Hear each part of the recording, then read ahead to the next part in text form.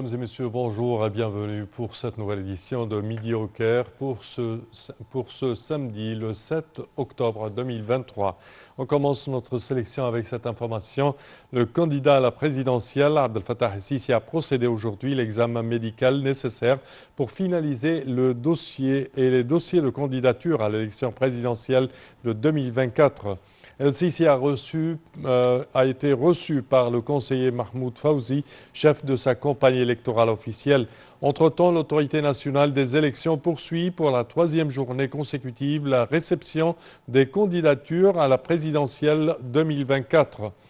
L'autorité nationale des élections avait annoncé le 25 septembre dernier le calendrier détaillé du scrutin présidentiel fixant du 5 au 14 octobre le délai du dépôt des candidatures de 9 h du matin jusqu'à 17 h du soir. L'autorité avait de même révélé les règles régissant cette échéance, les conditions que doit remplir le candidat ainsi que les documents requis. Et le président Abdel Fattah el-Sisi a inspecté hier le poste de contrôle central du réseau national unifié des services d'urgence. Dans ce même contexte, le président a donné ses directives d'augmenter et d'assurer la maintenance nécessaire aux équipements de secours d'ici 2 mois. Pour plus de détails, voici un commentaire signé Nagla Zakaria et Shribou, c'est la voyons ensemble. Le président Abdel Fattah el-Sisi a visité vendredi le centre de contrôle central du réseau national unifié pour les services d'urgence et la sécurité publique avancée, se réjouissant du progrès réalisé par l'Égypte dans le développement de la gestion des crises et des urgences. M. Abdel Fattah el-Sisi s'est déclaré ravi du développement de ce centre, lui permettant de devenir prêt à gérer n'importe quelle crise, ajoutant que son chef est capable de la manager 24 heures sur 24.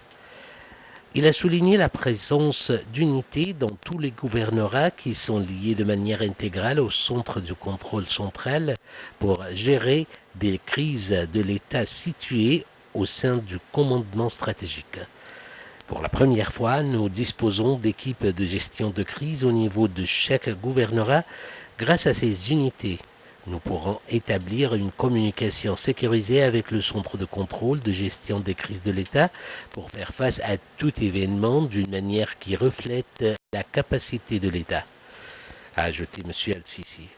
Tous les écrans devant lui contiennent les données liées au gouvernorat, à savoir l'assainissement, l'électricité, le gaz et la santé, a dit le chef de l'État.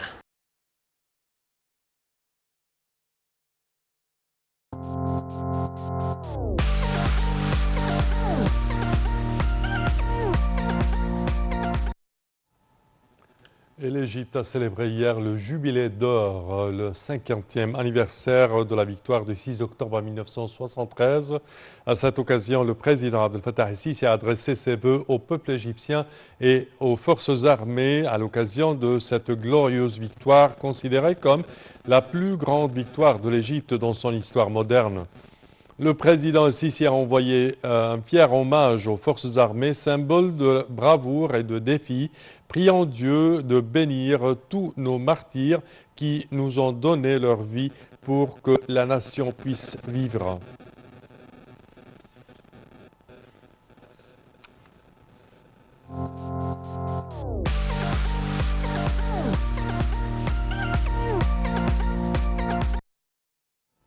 Et le Premier ministre, Dr Moustapha Madbouli, a assisté aujourd'hui, au nom du président de la République, Abdel Fattah el-Sisi, au lancement de l'année de l'ICESCO pour les jeunes tenus dans la nouvelle capitale administrative.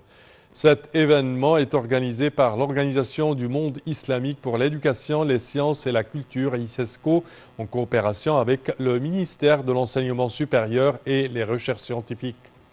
Ont assisté à cette cérémonie plusieurs ministres, hauts responsables et ministres et ambassadeurs des pays islamiques, présidents d'organisations internationales, des présidents d'universités ainsi que des scientifiques et chercheurs de l'Égypte et des pays du monde islamique.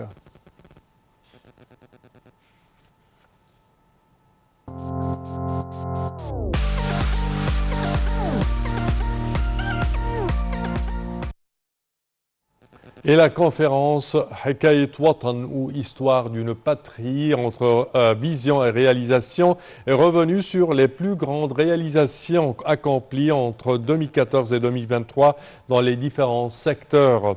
Dans la session consacrée à l'économie, les ministres de la Planification et du Développement économique, Dr Hala Saïd, et des Finances, Mohamed Naït, ont dressé un inventaire plutôt détaillé des réalisations et des projections jusqu'en 2027-2028. Pour plus de détails, voici un compte rendu. La décision de faire flotter la livre égyptienne le 16 novembre 2016 a donné lieu à une stabilité macroéconomique. L'Égypte a assimilé ces dernières années plusieurs chocs économiques, le confinement, pendant la pandémie de Covid-19, la perturbation des chaînes d'approvisionnement mondiales, la crise des marchés émergents en 2018 qui a entraîné une baisse de la valeur de la monnaie de 54 pays africains, la hausse des cours du pétrole qui sont passés de 60 $ le baril à 144 et enfin la guerre en Ukraine. M. Maït a justifié la rigueur des finances publiques par le déficit budgétaire par rapport au PIB. Le budget souffre d'un déficit depuis 1980. Les dépenses sont toujours plus élevées que les revenus. Un plan a été adopté pour ramener le déficit budgétaire sur une courbe descendante graduelle. Celui-ci est passé de 12,5% du PIB en 2016 à 6% en 2022-2023. On prévoit 6,9% en 2023-2024 à cause des taux d'intérêt, mais on prévoit 4,7% en 2027-2028. Les sommes budgétaires allouées aux subventions du carburant ont été réorientées au service de la sécurité sociale, Haya Karima, Takaful et Karama, et les pensions de retraite. M. Maït a expliqué que l'État tient à la durabilité des pensions et des fonds de retraite. Selon lui, l'État a débloqué pour les pensions de retraite entre 2013, 2014 et 2023 plus de 1,2 trillion de livres égyptiennes. Al-Saïd, elle, est revenue sur les objectifs du développement durable 2030. L'Égypte considère le droit au développement comme un droit inaliénable des droits de l'homme. Je fais allusion ici à la protection sociale globale, l'amélioration des infrastructures, l'efficacité des institutions et enfin l'investissement dans le capital humain. C'est ce qu'a déclaré Mme El-Saïd et ajouté: pour réaliser ces objectifs, il nous fallait accroître les investissements publics. Ceux-ci sont passés au niveau national de 110 milliards de livres égyptiennes en 2013-2014 à 1,50 trillion de livres égyptiennes en 2023-2024. Dans le secteur de l'environnement, 40% des projets exécutés en 2022-2023 sont verts et il est prévu que ce taux atteigne les 50% au cours de l'exercice actuel. En ce qui a trait au taux de croissance, la ministre projette un taux de croissance durable situé entre 7 et 8%. Le chômage, quant à lui, a atteint 7%, son taux le plus bas.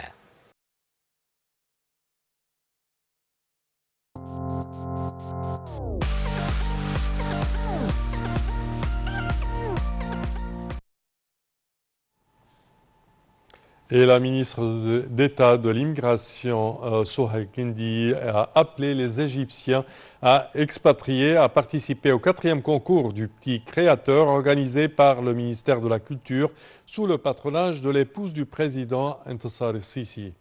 Lancé du 1er octobre jusqu'au 31 décembre 2020.